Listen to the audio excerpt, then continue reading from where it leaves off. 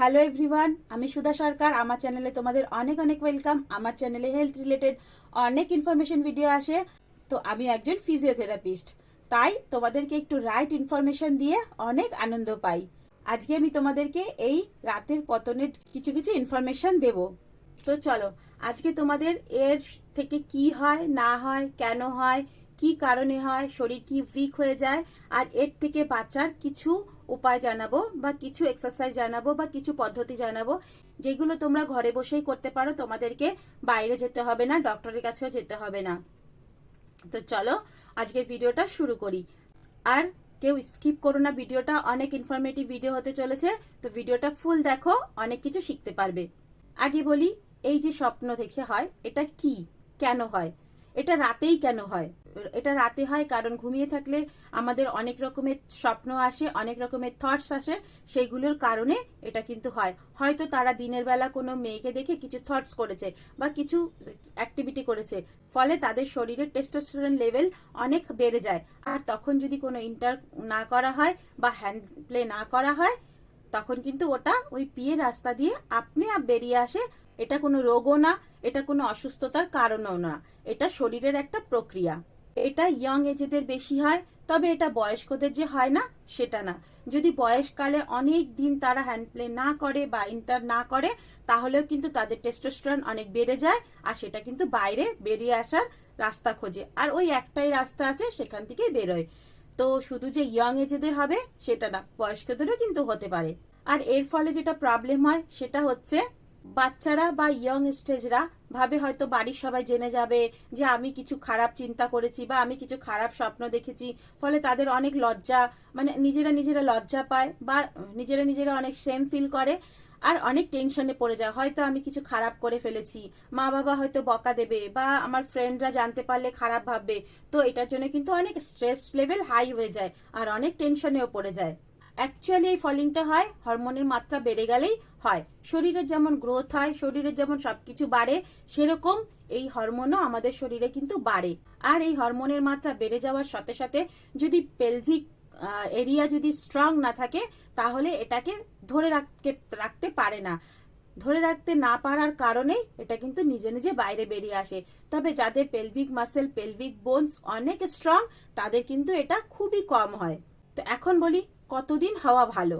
যদি আপনি খুব স্ট্রং হন, রোজ এক্সারসাইজ করেন, হেলদি ডায়েট করেন, স্মোক না করেন, বা তবে উইকে একদিন, এটা কোনো প্রবলেমই না, এটা একদমই নর্মাল। যদি আপনার এই প্রবলেমটা খুব বেশি হচ্ছে, দিনে 2 বার 3 বার, এমনকি সারাদিনই হয়ে যাচ্ছে, কখনো থেমেই থাকছে না, এর ফলে আপনার মেন্টালি ডিস্টার্ব হচ্ছে, আর তার সাথে সাথে শরীরে উইকনেস আসছে, তাহলে কিন্তু এটা অনেক বড় প্রবলেম। আর সেটাকে কিন্তু কমানোর চেষ্টা করতে হবে। এটা হলে অনেকেই বলে আপনাদের শরীর গরম হয়ে গেছে, তো কিছু মেডিসিন খান, কিছু ঠান্ডা জিনিস খান, কিছু ননভেজ খাবেন না, গরম গরম জিনিস খাবেন না, আগারা বাগারা অনেক কিছুই বলবে। তবে আজকে আমি এই ভিডিওতে কিছু ন্যাচারাল পদ্ধতি বলবো, যেটা দিয়েও কিন্তু আপনারা এর থেকে মুক্তি পেতে পারেন, আপনাদের কোনো মেডিসিন খেতে হবে না।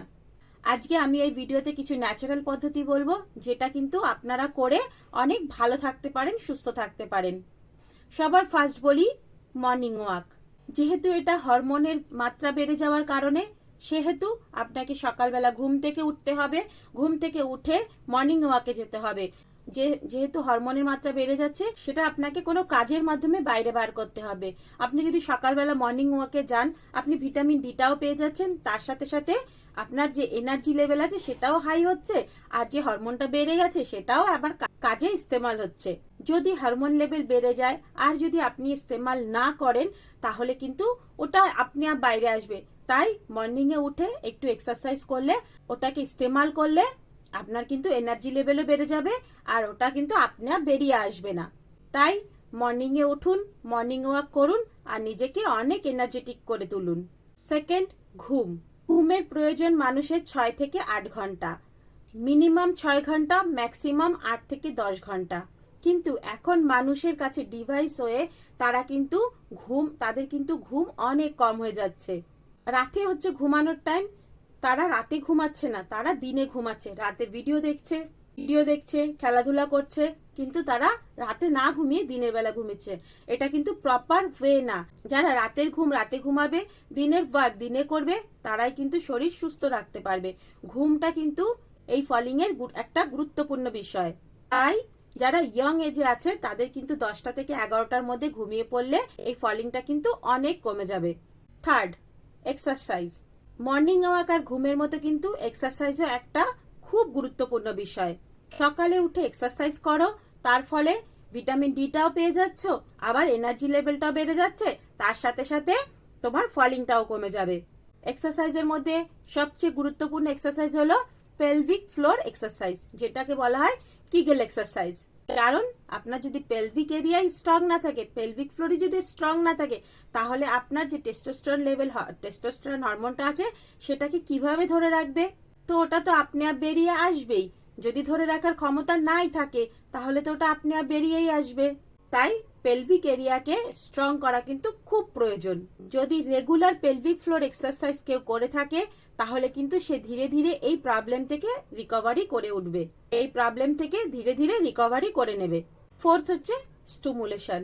আননেসেসারি লোকেরা ইনস্টাগ্রাম, ফেসবুকে রিল স্ক্রোল করতে থাকে।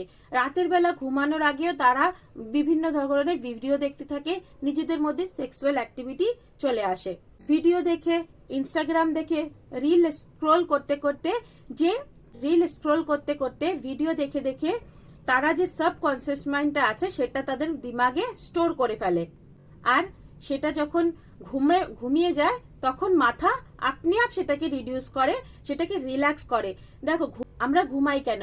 ঘুমের সময় আমাদের শরীরটাকে রিল্যাক্স করে, আমাদের শরীরের যে অ্যাক্টিভিটি থাকে সেগুলোকে রিকভারি করে, শরীরের যে অ্যাক্টিভিটি থাকে সেগুলোকে রিকভারি করে। তো ওই যে ভিডিও দেখার যে ফিলিংসটা আছে, সেটা তার মাথায় স্টোর রয়েছে। যখন সে ঘুমিয়েছে, ব্রেনও তো তখন রিল্যাক্স হয় না, তো সে তখন আপনি আপ রিলিজ করতে থাকে। তখন ঘুমিয়ে থাকলে তার আপনি আপ ওই পিয়ের রাস্তা দিয়ে বেরোতে থাকে। তাই যদি ঘুমের আগে এই জিনিসগুলো দেখা অ্যাভয়েড করো, তাই ঘুমের আগে যদি এই ভিডিওগুলো অ্যাভয়েড করে একটু মেডিটেশন করো, বা তোমাদের যে নিজেদের ধর্মগ্রন্থগুলো আছে সেগুলো পড়ো, বা কেউ হনুমান চল্লিশা পড়ো, তাহলে কিন্তু এর থেকে অনেক রিকভারি করে উঠবে। তাহলে কিন্তু এইসব থটস কখনোই আসবে না, আর তোমাদের এই থেকে রিকভারি হয়ে যাবে, আর তোমরা এই প্রবলেম থেকে রিকভারি করে উঠবে। এইভাবে যদি লং টাইম তোমরা করতে থাকো, তাহলে আস্তে আস্তে তোমরা এই ফলিং থেকে কিন্তু রিকভারি করে উঠবে। মাসে একদিন হবে, 2-3 মাসে একদিন হবে, তারপরে বছরে একদিন হবে, আস্তে আস্তে এরকম কিন্তু কমে যাবে। যদি এত কিছু করেও তোমাদের এই ফলিংটা না কমে, তাহলে কিন্তু তোমাদেরকে ডক্টরের কাছে যেতে হবে। তোমাদের কিছু মেডিসিন দেবে, যাতে তোমাদের এনজাইটিটা কমবে, আর কিন্তু ঘুমটা ভালো হবে। আর ঘুম ভালো হলে আস্তে আস্তে এটাও কমে যাবে। তো তোমরা নিজেদেরকে সুস্থ রাখো। আমি চাই তোমাদের যত প্রবলেম আছে সবকিছু আমি ভিডিওর মাধ্যমে একটু তোমাদেরকে দেওয়ার চেষ্টা করি। তো আজকের ভিডিওটা তোমাদের কেমন লেগেছে আমাকে কিন্তু কমেন্টে জানাতে ভুলবে না। আর কেউ যদি নতুন থাকো, চ্যানেলটাকে কিন্তু সাবস্ক্রাইব করে দিও। সবাইকে বলছি, সবাই সুস্থ থাকো, ভালো থাকো, অনেক অনেক হ্যাপি থাকো। Tata, bye bye.